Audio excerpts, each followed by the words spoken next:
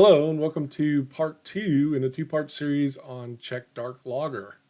This is a video of the traditional video that I make for the recipes, so let's get right into the data.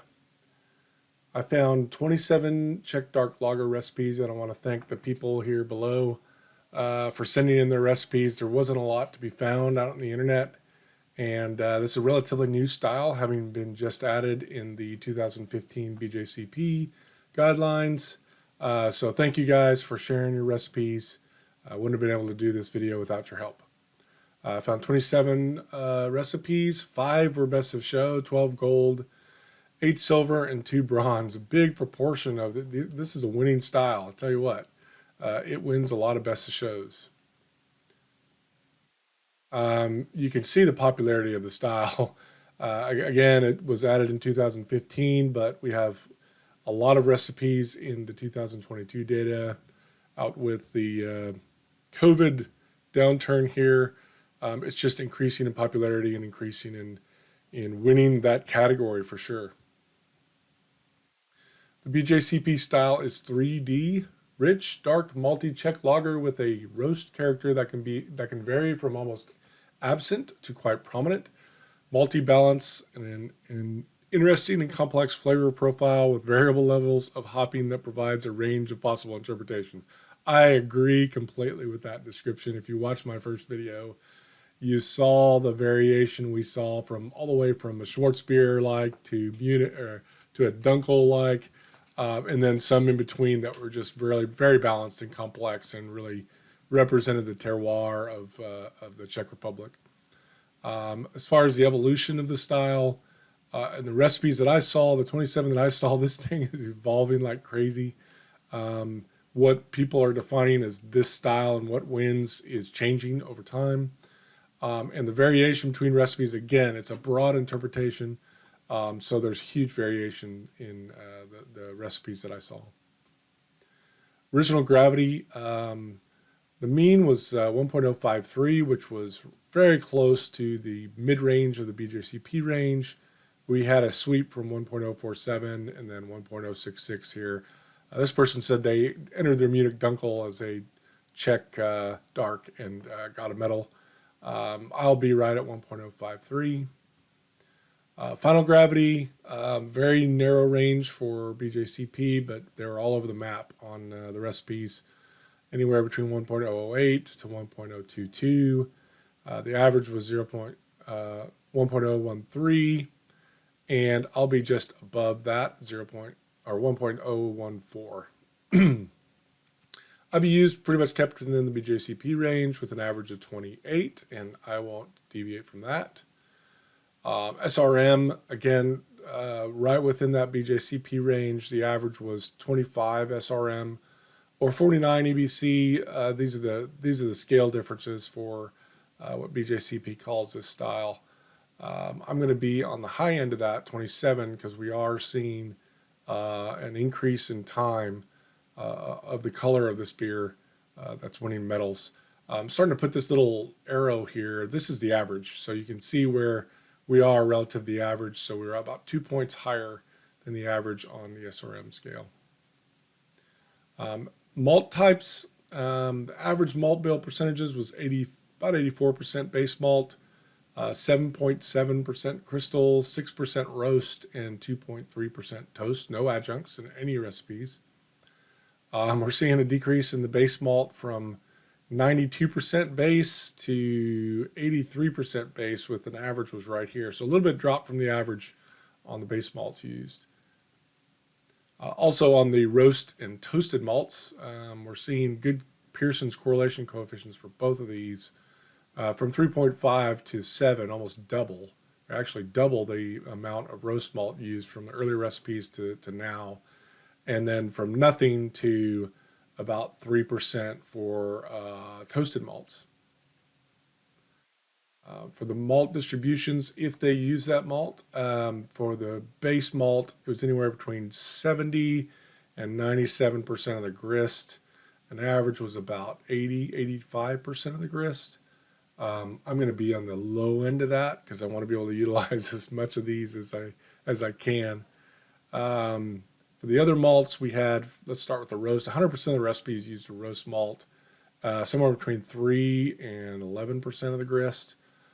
Crystal malts were anywhere between, again, 3 and 21% of the grist. And then toasted malts anywhere between 2 and 13% of the grist. I'm going to be on the high end for the roast, just under 8%. Right about the average on the crystal malts. And I am going to use a toast malt. Right about 5% of the grist I'm going to use, or sorry, 7% of the grist I'm going to use a toasted malt here. For the base malts, Munich and Pilsner were used in the same amount. About 80% of the recipes used Munich and Pilsner. And then Vienna was only used in about a quarter of the recipes. Big wide range there for Vienna. And then we had a couple recipes use a wheat malt and one recipe used Maris Otter. I'm going to stick with Pilsner at a little bit above the average at 61% of the grist. And then Munich on the far left end at 15% of the grist. And we're seeing a decrease in the number of recipes that use Munich from all of them, basically, to only about 70%. Still enough to warrant putting in my recipe, and a big prominent proportion of the recipes use them. But we're also seeing a decrease in the amount of Munich used, 50% of the grist down to 25. And again, I'm at 15, and I'll explain why later. Pilsner is increasing from 45% up to 65%. And these are the averages again, so above the average and below the average here. Crystal malts, the most prominent crystal malt was a medium crystal, anywhere between 4 and 20% of the grist, medium crystal. Almost 2/3 of the recipes used medium crystal. Quarter of the recipes used a dark crystal, and then a few used Carapils and Special B. I'm going to use a medium crystal Cara Munich here in my recipe, right about the average at about 8.5% of the grist, almost 9% of the grist. Toast malts, biscuit malt is the most prominent, surprisingly, with an average of about 7% of the grist. And then melanoidin to replicate that decoction for those that didn't decoct. I'm going to use a biscuit right at the average. And this is the reason why I pulled back on the Munich malt, because I think biscuit's trying to replicate that a little bit, and I didn't want to go overboard on the bready, cookie flavors in this beer. So I restrained the Munich a little bit. The use of biscuit, and the reason why I chose it, even though if you go back, only less than a quarter of the recipes used it, but those recipes are just increasing over time, right? And I attribute this to there's a recipe out there. There are a couple of recipes in 2019, but in 2021, a buddy of mine, Kevin Olson, won NHC with a Czech Dark, where he used biscuit malt. I think people are starting to just replicate that recipe, which is why you're seeing it used more prominently in today's recipes. Roasted malts, 2% to 6.5% used a chocolate, dark chocolate, or Carafa Special. And then pale chocolate was used in about a quarter of the recipes, and then some other roasted type malts were used sparingly. I plan to use right above the average, about 4.5% of Carafa 2 in my recipe. And then I am going to use a pale chocolate, a little bit under the average. Didn't want to exceed my roast malt percentages. However, looking at the recipes that are using pale chocolate malt and a good Pearson's correlation coefficient, it's just being used much more prominently today than it was when this recipe was, when this style first came out in BJCP. In fact, the amount of chocolate used was almost a full roast percentage. I'm not going to go that high. I'm again back down in about 3.5%. So I'm sticking here because I am using that Carafa as well. We had 11 different bittering hops used. Almost 2/3 were either Satz or Magnum. Some other German varieties. One recipe used Eldorado. German type varieties here. I'm going to stick with Satz as my bittering hop. Flavor hops, 6 different flavoring hops used.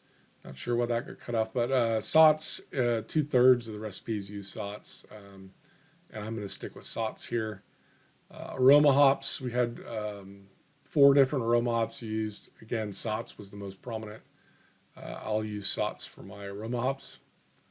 For the rate of hop additions, flavor hops, about three quarters of the recipes used flavor hop addition, anywhere between 0.07 and 0.36 ounces per gallon. That's a huge amount of hops in this style. Aroma hops were less, around 50%. Half the recipes used aroma hop at 0.14 ounce per gallon.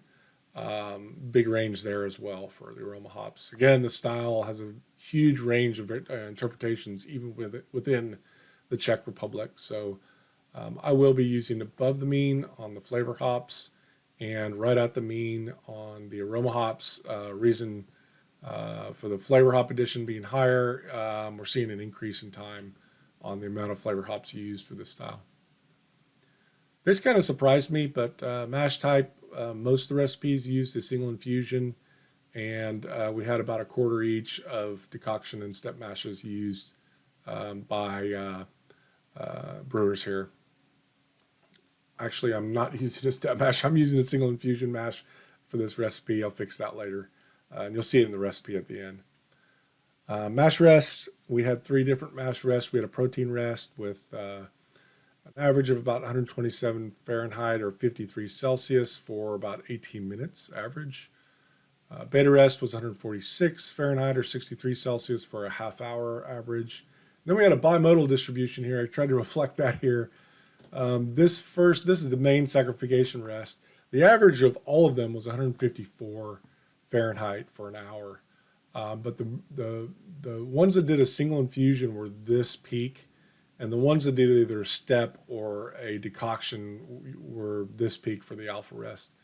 Since I'm doing a single infusion, I'm sticking with the 151 Fahrenheit. So again, it's 151 Fahrenheit for single infusion and 157 if you're doing a step mash. So choose it accordingly. It makes sense. You get the most fermentability with this Hocker's mash schedule. We are seeing an increase in the time or the temperature for the protein rest from 124 to about 128, a little bit above the average here. Boil duration was anywhere between 60 and 120 minutes with an average of 76, so I'll be right at 75 minutes for my boil. We had 10 different yeasts used. The most prominent was Pilsner Urquell yeast, and the next most prominent was the 3470. And then some other lager strains used, and one Kvike strain used in one recipe. I'll be using the Y-Yeast 2278 or L28 Urquell from Imperial.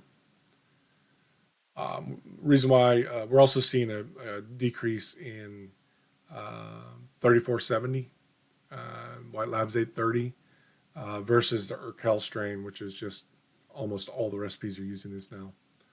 Excuse me. Water chemistry, and this was shocking given what I heard from the folks in the Czech Republic, the brewers there.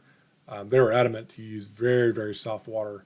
And we see that in some of the recipes. The lower end here is right at Munich, or I'm sorry, the Pilsen type water, which is what they get in Prague as well.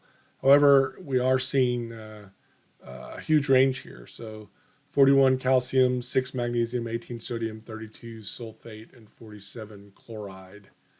I will be a little bit under the average on calcium, magnesium, and sodium. I don't add anything. I just use what they end up being. For sulfate, I'm going to be at the average, and I'm going to be a little high on the chlorides, right under 65. The reason is we're seeing calcium and the chlorides with pretty good correlation coefficients, both increasing in time. Surprising to me, but this is what the data is showing. Fermentation temperatures, the big sweep between 50 and 68. Again, these are the Kvike strains, I believe, over here. For the Urquell strain, which is what I'm using, it was a range between 50 and 66. Again, a big range. The average was 56. That's 56 Fahrenheit or 13 Celsius. I'm going to be using the Urquell strain. I'm going to ferment at 54, right at the mean there. Lager duration was anywhere between, these are weeks, let's say 2 weeks to 3, 4, 5, 6, 7, 8 weeks, 8.5 weeks. The average being 4 week, and I'm going to be right there at the 4 week average. Carbonation volumes was 2.4 volumes of CO2. The average mash pH was 5.43. All right, on to the Meanbrews recipe. I'm going to start with about 62% Pilsner, 15% Munich, 8.4% Cara Munich 2, 3.5% pale chocolate. Those are my two. 8.4% Cara Munich 2 is the crystal malt. 6.9% biscuit, which is reflects that trend upward for biscuit malts. And then my two roast malts, 4.2% Carafa 2 and 3.5% pale chocolate.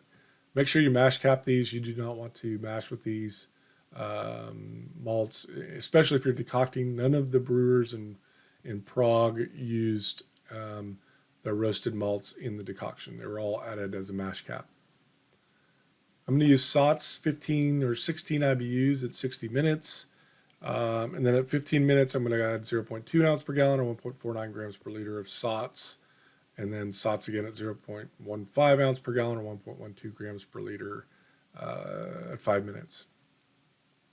And I'm going to use the Yeast 2278 or Imperial Urquell. That's the Pilsner Urquell strain.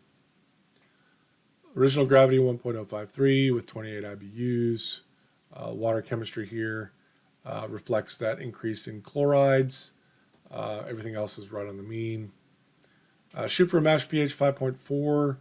I'm going to do an infusion mash, 151 for 60 minutes. And I'm going to boil a wort for 75 minutes.